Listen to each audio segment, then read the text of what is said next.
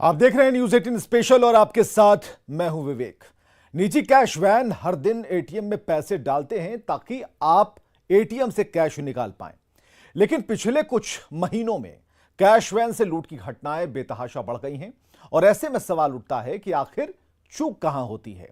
क्या निजी एजेंसियां सुरक्षा मानकों का पालन करने से चूक जाती हैं, बैंक से गलती हो रही है, या पुलिस अपनी जिम्मेदारियां नहीं निभा पा रही? करेंगे पड़ताल इस खास कार्यक्रम में। देखिए खजाने की लूट कहां कहां चूक।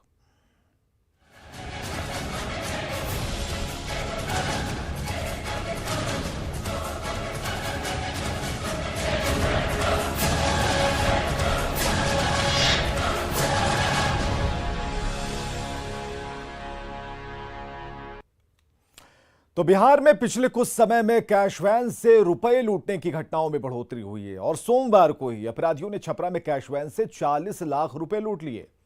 इससे पहले भी इसी साल औरंगाबाद, गया, पटना, मुजफ्फरपुर और मधुबनी में लुटेरों ने कैश वैन से लाखों रुपए लूटे। लूट की लगातार बढ़ती घटनाओं से दहशत का माहौल है। तो सवाल है पुलिस प्रशासन और कैश वैन ऑपरेट करने वाली उन एजेंसियों से जिनके ऊपर यह जिम्मेदारियां भी हैं।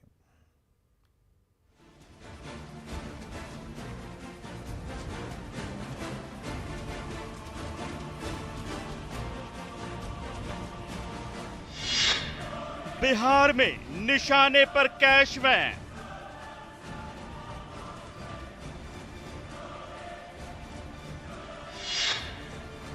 लगातार हो रही है लाखों की लूट।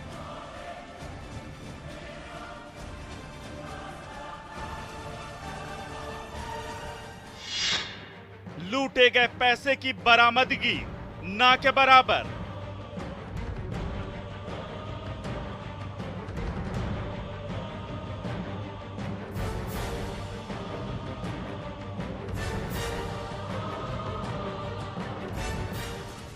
बिहार में कैश वैन अपराधियों के सॉफ्ट टारगेट बन चुके हैं।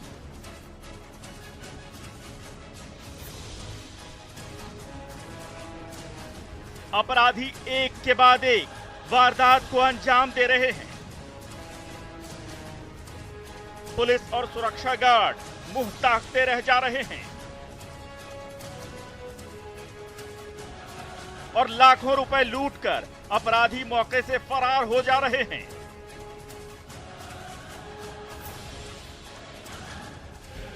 आए दिन हो रही कैश वैन लूट की वारदात से दहशत बढ़ती जा रही है। बैंक के लिए और आम ग्राहक के लिए भी चिंता का विषय है। हम समझते हैं कि प्रशासन भी अपने ढंग से सोचती होगी कि इसको कैसे रोका जाए, और सही है कि अभी के दरमियान में ज्यादा ये घटना अंजाम हो रहे हैं और रिकवर भी नहीं हो रहा है।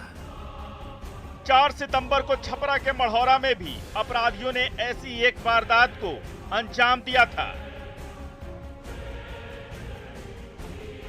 और कैश वैन से 40 लाख रुपए लूटकर फरार हो गए।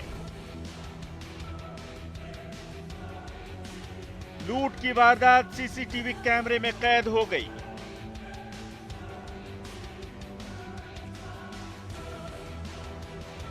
काफी हो हल्ला मचने के बाद दबाव में पुलिस ने मामले की छानबीन भी की और कुछ कैश बरामद किया। ये मामला कल एक आदमी की गिरफ्तारी हुई है जो लूट हुआ था पैसा का। उसी सिलसिले में एक आदमी की गिरफ्तारी हुई है, उसमें कुछ हथियार और कुछ पैसा बरामद हुआ था।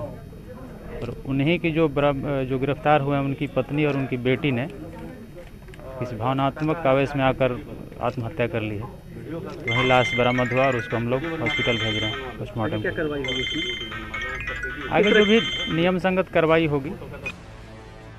छपरा कैश वैन लूट की यह घटना कोई अकेली घटना नहीं है। बिहार में कैश वैन काफी पहले से अपराधियों के निशाने पर रहे हैं।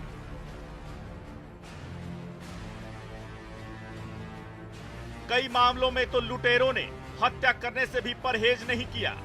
इनमें से कुछ मामले तो बेहद सनसनीखेज हैं। हर घटना के बाद हाय तौबा मचती है।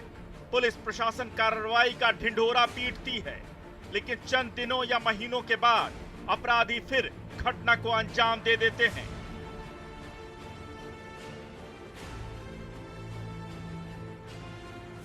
आंकड़े इस बात की गवाही दे रहे हैं। आइए आपको बताते हैं बिहार में इसी साल कब कब कैश वैन लूट की बड़ी घटनाओं को अंजाम दिया गया। 10 फरवरी गया में लुटेरे एक कैश वैन से 21 लाख रुपए लूटकर फरार हो गए। वारदात को तब अंजाम दिया गया जब बुनियादगंज के पटवा टोली में कैश वैन एटीएम में कैश डालने जा रही थी। लुटेरे पहले से घात लगाए बैठे थे। विरोध करने पर उन्होंने गार्ड को गोली मार दी और रकम लूटकर बाइक से फरार हो गए। इलाज के दौरान घायल गार्ड की मौत हो गई। 19 मार्च को दोपहर 2 बजे पटना के श्री कृष्णापुरी थाने के अल्पना मार्केट के पास आईसीआईसीआई बैंक के एटीएम में रकम डालने जा रहे कैश वैन को अपराधियों ने लूट लिया। इस दौरान एक सुरक्षाकर्मी को अपराधियों ने गोली भी मार दी। इस वारदात में लुटेरे 5,25,000 रुपए लूटकर फरार हो गए। 18 मई मुजफ्फरपुर के पुरानी बाजार सब्जी मंडी के पास दोपहर करीब 3:15 बजे बाइक सवार 2 अपराधियों ने कैश वैन से 88 लाख रुपए लूटने की कोशिश की। इस दौरान अपराधियों ने वैन के गार्ड पर अंधाधुंध गोलियां चलाईं। इस घटना में गार्ड विजय कुमार को गोली लगी, लेकिन गार्ड ने हिम्मत दिखाते हुए जवाबी फायरिंग की और एक अपराधी को गोली मार दी। इसके बाद अपराधी मौके से फरार हो गए। 12 जुलाई को औरंगाबाद के बारुण थाना क्षेत्र स्थित NH2 पर रिलायंस पेट्रोल पंप के कैश वैन के गार्ड को बदमाशों ने गोली मारकर 42 लाख रुपए लूट लिए और वारदात को अंजाम देकर मौके से फरार हो गए। बिहार में हाल के दिनों में कैश वैन और बैंकों में लूट की घटनाएं काफ़ी बढ़ गई हैं। इसकी वजह यह है कि कई जगह लूप हॉल हैं। एक और जहां सुरक्षा एजेंसियां जो सुरक्षा मानक हैं और जो प्रोसीजर हैं उनको फॉलो नहीं कर रही हैं, वहीं दूसरी तरफ बैंक प्रबंधन और पुलिस भी अपने दायित्व में सही ढंग से आगे नहीं है। और यही कारण है कि लूट की घटनाएं जब हो रही हैं तब सुरक्षा एजेंसियां हों या फिर बैंक प्रबंधन या फिर पुलिस डिपार्टमेंट, तीनों अब सामंजस्य की बात कर रहे हैं। लेकिन अगर बेहतर तालमेल और समन्वय हो तो लूट की घटनाओं पर नियंत्रण बखूबी पाया जा सकता है। जाहिर है पिछले कुछ वक्त में कैश वैन से लूट की घटनाओं में बेतहाशा बढ़ोतरी हुई है। ऐसे में सवाल उठता है कि क्या एजेंसियां सुरक्षा मानकों का पालन नहीं करती या फिर पुलिस प्रशासन अपने काम में चूक रही है, क्योंकि अपराधी लगातार ऐसी घटनाओं को अंजाम दे रहे हैं।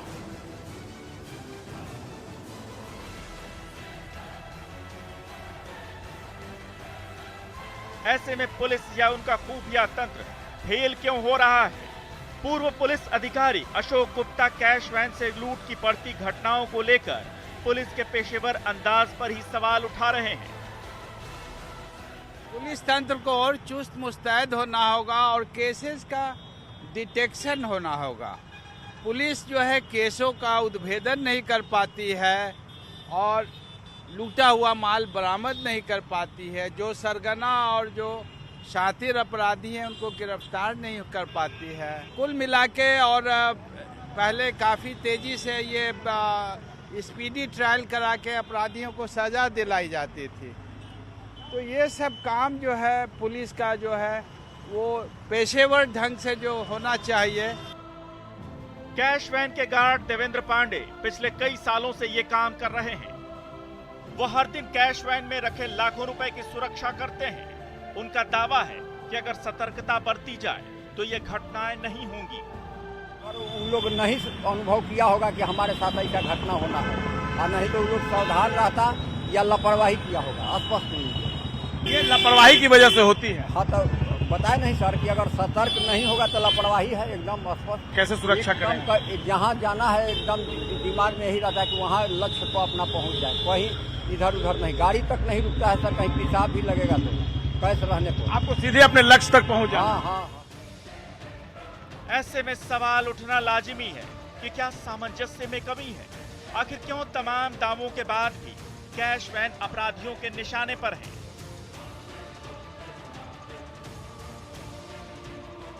सवाल इसलिए भी है क्योंकि लाखों रुपए लेकर जब कैश वैन निकलती है तो क्या पुलिस को सूचना नहीं दी जाती? और अगर दी जाती है तो फिर पुलिस कैसे चूक जाती है?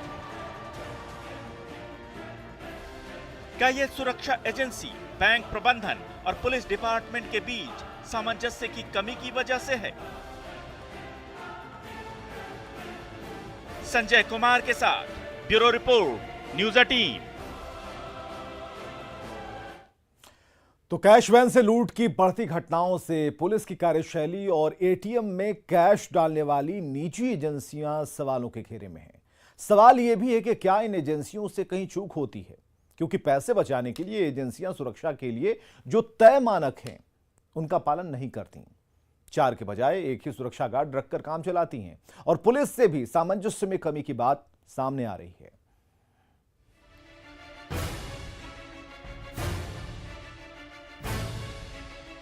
बिहार में कैश वैन से लूट की घटनाओं ने सुरक्षा व्यवस्था पर बड़ा सवाल खड़ा कर दिया है।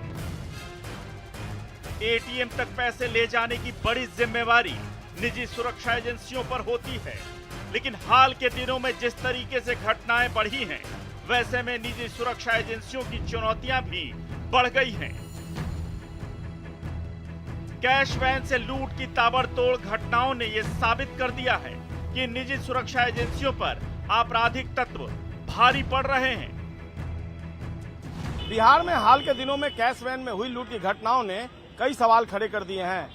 बैंक प्रबंधन का मानना है कि कैश वैन की रिस्पॉन्सिबिलिटी आउटसोर्सिंग एजेंसियों के पास है।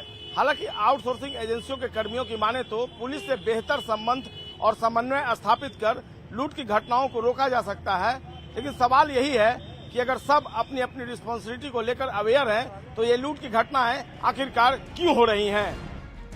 क्या निजी सुरक्षा एजेंसियां अपनी जिम्मेवारी गंभीरता से नहीं निभा पा रही हैं? क्योंकि बैंक एटीएम में पैसे डालने के लिए निजी एजेंसियों को आउटसोर्स करती है।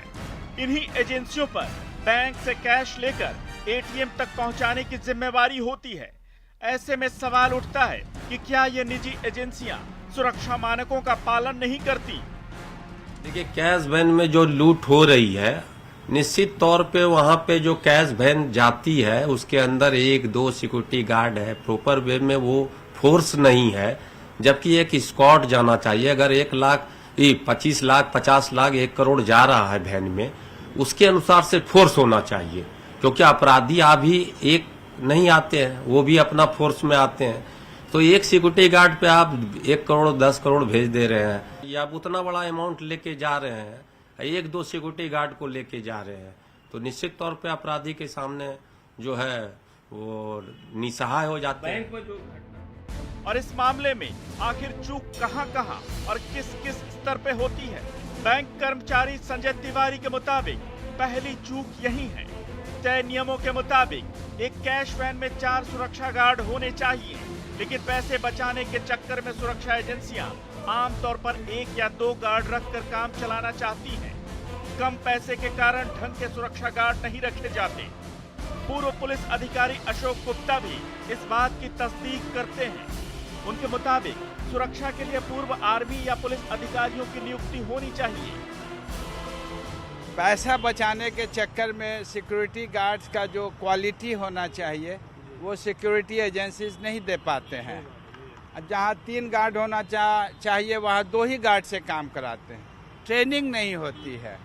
तो कैश वैन में तो खास करके जहाँ हेवी कैश 10 लाख 20 लाख और उससे ऊपर की राशि ले जाते हैं, तो जहाँ तक हो एक्स आर्मी जो है, जो सैनिक से रिटायर होते हैं या पुलिस से रिटायर होते हैं, उन लोगों को चुन के ड्यूटी देना चाहिए और उचित उनको महीना देना चाहिए। पैसा आप नहीं दीजिएगा तो कमजोर आदमी मिलेगा, तो इस तरह की घटनाएं होंगी। इस मामले में यह भी जरूरी होता है कि कैश वैन प्रोवाइड करने वाली एजेंसियां पूरी गोपनीयता बरतें। यहीं पर दूसरी और सबसे अहम चूक होती है, क्योंकि अपराधी बेहद सतर्क होते हैं और लगातार ऐसी जानकारियों पर नजर रखते हैं। ऐसे में ये बेहद अहम है कि पुलिस के साथ सामंजस्य बनाकर रखा जाए और नजदीकी थाने को कैश लेकर निकलते समय सूचना दी जाए। यहीं पर कैश वैन वाली एजेंसियां तीसरी चूक करती हैं। इस थाने को सूचना भी नहीं दी जाती है, प्रॉपर वे में गार्ड सिक्योरिटी की व्यवस्था होनी चाहिए। अब उतना दूर दूर कैश ले जाते हैं, एक ठो गार्ड रहते हैं आर्म गार्ड, उसका भी प्रॉपर ट्रेनिंग भी नहीं होता है, न उनका बंदूक में प्रॉपर गोली उली का प्रैक्टिस होता है। इसी वजह से जो है इसका परिणाम जो है दुष्परिणाम बैंक को भुगतना पड़ रहा है। आदमी की जान चली जाती है, वो उसका तो भरपाई नहीं किया जा सकता है। ये छोटी सी गलती की वजह से, चूंकि थाना को अगर प्रॉपर इन्फॉर्म करके एक दूसरे थाना में अगर वो मूवमेंट होता है तो निश्चित तौर पे हम समझते हैं कि ये जो है घटना कम होगी और उसको रोका जा सकता है। चूक बैंक के स्तर पर भी होती है। निजी एजेंसियों को कैश देकर बैंक निश्चिंत हो जाते हैं। ऐसा इसलिए भी क्योंकि ये कैश इंश्योर्ड होता है, यानी लूट होने पर इंश्योरेंस के पैसे बैंक को मिल जाते हैं। लगातार हो रही लूट की घटनाओं के बाद निजी सुरक्षा एजेंसियों पर भी सवाल उठते हैं। सवाल इन एजेंसियों के रजिस्ट्रेशन पर भी उठते हैं, क्योंकि रजिस्ट्रेशन के बाद कंपनियां लापरवाह हो जाती हैं। चूंकि कैश का इंश्योरेंस होता है, इसलिए बैंक भी अपनी जिम्मेदारी से मुक्त हो जाते हैं। ऐसे में ये चूक या ढिलाई 3 स्तरों पर होती है: बैंक, सुरक्षा एजेंसी और सरकार। तीनों जगह जो है ढिलाई है और राज्य सरकार की भी जवाबदेही है। चूंकि लाइसेंस जो है पसारा एक्ट एक बोलते हैं, private security agency regulation act, तो पसारा एक्ट में बिहार सरकार को ही पावर है लाइसेंस देने का। तो सही कंपनी को देना चाहिए लाइसेंस, और उसकी जो शर्त है उसके हिसाब से वर्दी पहनना, ट्रेनिंग होना, वेपन्स का सही यूज होना, ड्यूटी पर चुस्त होना।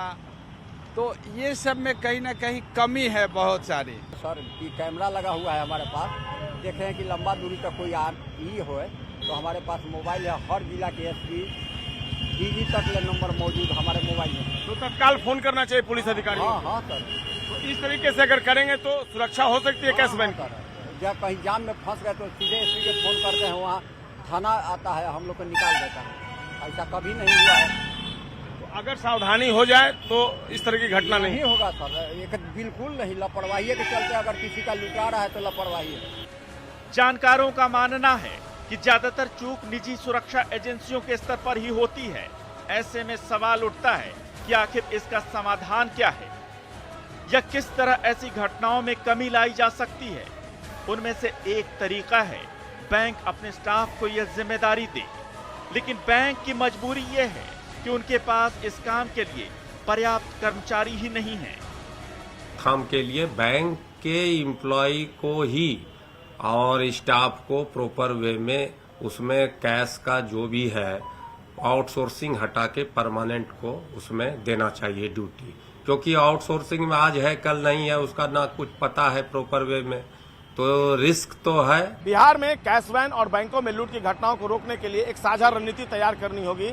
इस रणनीति को बनाने में निजी सुरक्षा एजेंसियों के अलावा बैंक प्रबंधन और पुलिस डिपार्टमेंट को भी आगे आना होगा, और इस रणनीति में जो बातें सामने आएगी उसको ऑनेस्टली इंप्लीमेंट कराने की जिम्मेवारी भी इन तीनों एजेंसियों को एक साथ लेनी पड़ेगी। कैमरा पर्सन अजय दुबे के साथ संजय कुमार, न्यूज 18 पटना। तो इस खास कार्यक्रम में आज के लिए बस इतना ही। देखते रहिए न्यूज 18 बिहार झारखंड।